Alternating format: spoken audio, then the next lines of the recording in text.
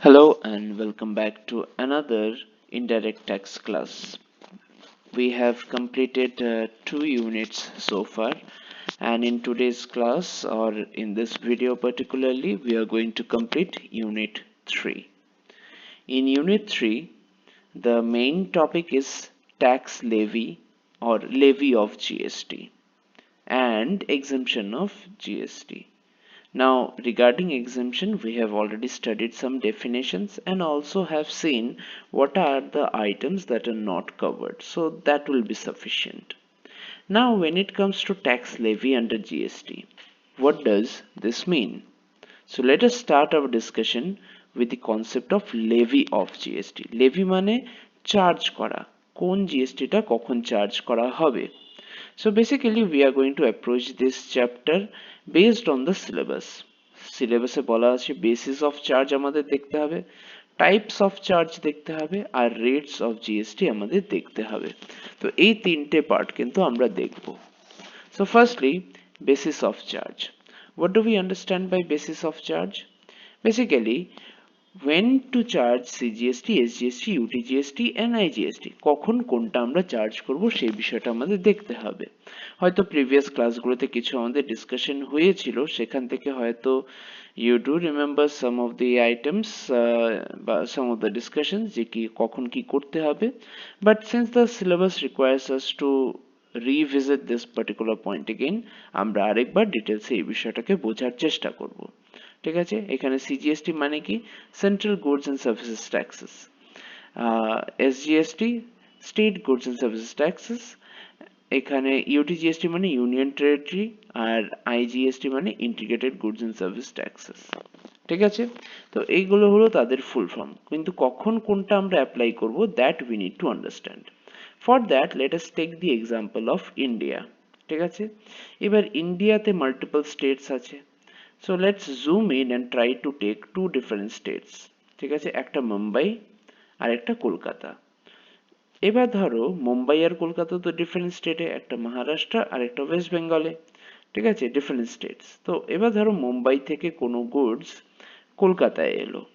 ঠিক আছে, now this is a case of interstate supply, মানে এক স্টেট থেকে আরেক স্টেটে, বিটুইন দ্য স্টেটসে এখানে সাপ্লাই হচ্ছে। ঠিক আছে, সো এনি ইন্টারস্টেট সাপ্লাই, সেখানে আমাদের আইজিএসটি চার্জ করতে হবে। ঠিক আছে, IGST has to B charged. Next ধরো আরেকটা এক্সাম্পল নিই, আমরা স্টেট আর স্টেট করলাম, এবার স্টেট আর ইউনিয়ন টেরিটরি করি। ঠিক আছে, দিল্লি আমাদের ইউনিয়ন টেরিটরি, তো একটা মুম্বাই আর একটা দিল্লি। ধরো মুম্বাই থেকে আমার কোনো গুডস আমরা পাঠালাম দিল্লিতে, which is a union territory, তখন কি হবে, even in case of different states or state and union territory, তখন কিন্তু আমরা IGST supply charge করব। why? Because this will be considered as a interstate supply। ঠিক আছে, এবার আরেকটা সিচুয়েশন আমরা দেখি, দিল্লি আছে, এবার দিল্লি তো একটা ইউনিয়ন টেরিটরি, এতক্ষণ আমরা স্টেট রেখেছিলাম কমন, এবার স্টেটকেই টোটালি বাদ দিয়ে দিচ্ছি, ইউনিয়ন টেরিটরি থেকে ইউনিয়ন টেরিটরিতে ট্রান্সফার হবে, একটা দিল্লি আর একটা লে। ঠিক আছে, তো এক জায়গা থেকে আরেক জায়গায় ট্রান্সফার হচ্ছে, but both are union territories. তখন কি হবে, ধরো এখান থেকে গুডস কিছু আমাদের পাঠানো হলো, এটা কি টাইপের সাপ্লাই হবে, this will also be considered as interstate supply, যেহেতু different place of supplier and place of supply, মানে basically location of supply and place of supply আলাদা হলেই ইন্টার স্টেট আমরা অ্যাপ্লাই করি। তো এখানে সেই ডেফিনেশনটা ফুললি অ্যাপ্লিকেবল হয়ে যাচ্ছে। ঠিক আছে, so this will be a case of interstate supply and hence IGST will be charged। ঠিক আছে, now let us consider another situation, যেখানে বাইরে থেকে গুডস আসছে। ঠিক আছে, যেহেতু location of supplier and place of supply is different, মানে এটা তো ইম্পোর্ট হচ্ছে basically, in this case also it will be considered as a interstate supply and IGST shall be charged। Followed by that, let us take another example। এবার ধরো আমরা পশ্চিমবঙ্গটাকেই দেখব, একটা কলকাতা আর একটা Darjeeling, both are in the same state. এবার ধরো কলকাতা থেকে কোনো গুডস আমি দার্জিলিং এ পাঠালাম। ঠিক আছে, যেহেতু আমার স্টেট পার করছে না, তাই এটাকে কি বলা হবে, intrastate, within the same state. আর উইদিন দ্য সেম স্টেট হলে সিজিএসটি অ্যান্ড এসজিএসটি চার্জ হয়।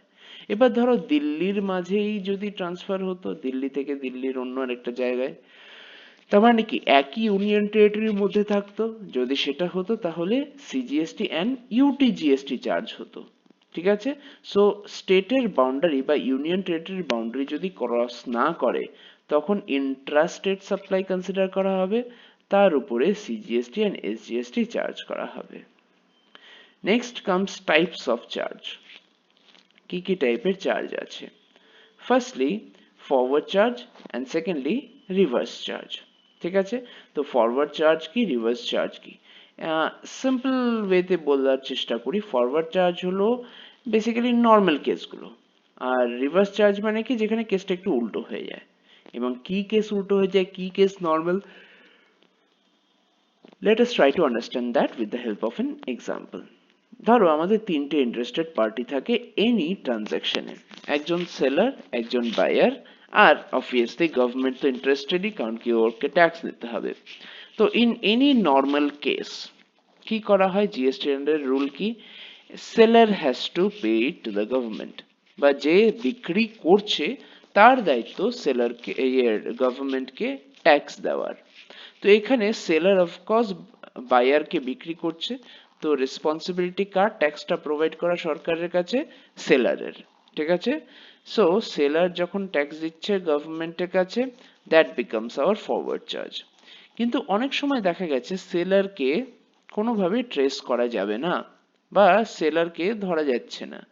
ইন দ্যাট কেস কি হবে, তখন আমরা রিভার্স চার্জ অ্যাপ্লাই করব। রিভার্স চার্জে কি হয়, সেলার আর কিন্তু ট্যাক্সটা গভর্নমেন্টকে দিচ্ছে না, দায়িত্বটা কার হয়ে যাচ্ছে, বায়ারের।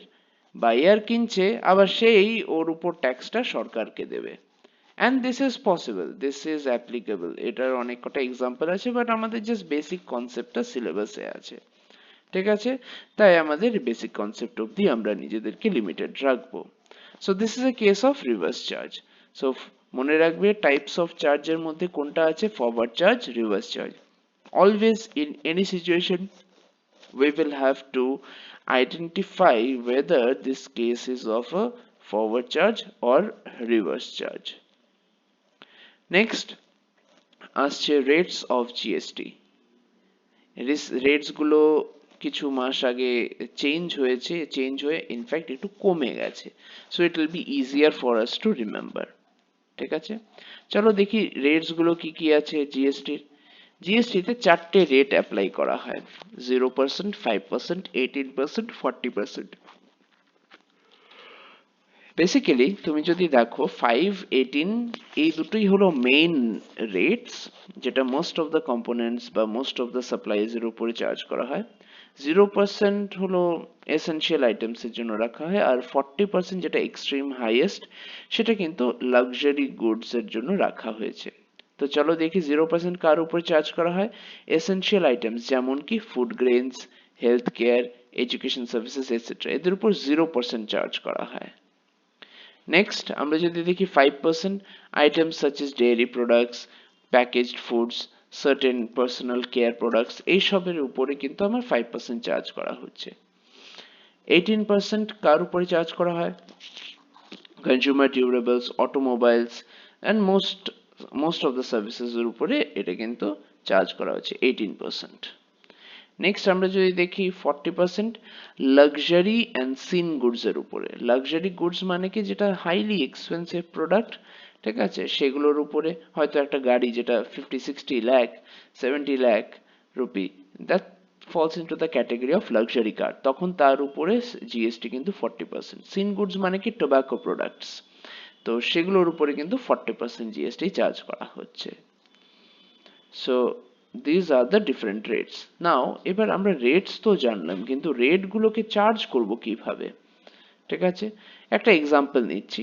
ধরো জিএসটি রেট আছে 5%, তো সেখানে ইন্ট্রাস্টেট সাপ্লাই যদি হয়, মানে কি within the same state, within the same state হলে তাহলে দুটো কম্পোনেন্ট থাকছে, সিজিএসটি অ্যান্ড এসজিএসটি। তো এই 5%টা আমরা কি করব, সিজিএসটি এসজিএসটি 2.5 করে এইভাবে ভাগ করে দেবো, মানে সিজিএসটি ও সেন্ট্রাল পোর্শনটাও 2.5, স্টেট পোর্শনটাও 2.5। তো জিএসটি রেট মেবি 5%, কিন্তু ওটাকে স্প্লিট করে সিজিএসটি এসজিএসটি করা হয়। ঠিক আছে, তার মানে আমরা এটাও বলতে পারি সিজিএসটি আর এসজিএসটি কে প্লাস করলে আমরা জিএসটি রেটটাকে পাচ্ছি। ঠিক আছে, তো এটা স্টেটের জন্য। যদি ইন্ডিয়ান টেরিটরি হয় তাহলে কি হবে, সিজিএসটি এস ইউটিজিএসটি হয়ে যাবে। আর এটাও কিন্তু একদম সিমিলার ওয়েতে স্প্লিট আপ হয়ে যাবে 2.5%, 2.5%। ঠিক আছে, তো এটা তো হলো ইন্ট্রা স্টেট সাপ্লাই এর জন্য। যদি আমাদের ইন্টার স্টেট মানে এক স্টেট থেকে আরেক স্টেটের বিষয়টা হয়, বা location of the supplier and place of supply are different states, তখন কি হবে, in that case IGST will be 5%, let's say. ঠিক আছে, তো এখানে কি হয়েছে, জিএসটি আমার 5%, আইজিএসটিও 5% থাকছে। জিএসটি যদি এখানে 18% হতো, আইজিএসটিও 18% হচ্ছে। তুমি হয়তো বলবে স্যার এখানে তো তাহলে আইজিএসটিটা কালেক্ট কে করে, মানে আমরা যেটা দেখেছি ইন্ট্রা স্টেটের মধ্যে একটা স্টেটের পোর্শন, একটা সেন্ট্রাল গভর্নমেন্টের পোর্শন। তো ইন্টার স্টেট যদি হয় এক স্টেট থেকে আরেক স্টেট, তখন তো স্টেট গভর্নমেন্ট কিছু পাবে কি না, ফুললি স্টেট গভর্নমেন্ট পাচ্ছে না সেন্ট্রাল গভর্নমেন্ট ফুললি পাচ্ছে। বেসিক্যালি আইজিএসটি চার্জ করছে সেন্ট্রাল গভর্নমেন্ট, এবং সেন্ট্রাল গভর্নমেন্টের কাছে যাচ্ছে, তারপরে তার দায়িত্ব হলো সেটাকে প্রপোর্শনেটলি ডিস্ট্রিবিউট করে স্টেটের কাছে পাঠানো, এবং স্টেটেরও দায়িত্ব আছে তার রিলেটেড ডকুমেন্ট সমস্ত কিছু সাবমিট করা। তো এই হলো বেসিক্যালি সিস্টেমটা। ঠিক আছে, and this is where we come to the end of discussion under tax levy under GST. ঠিক আছে, thank you so much for being attentive and listening to the class.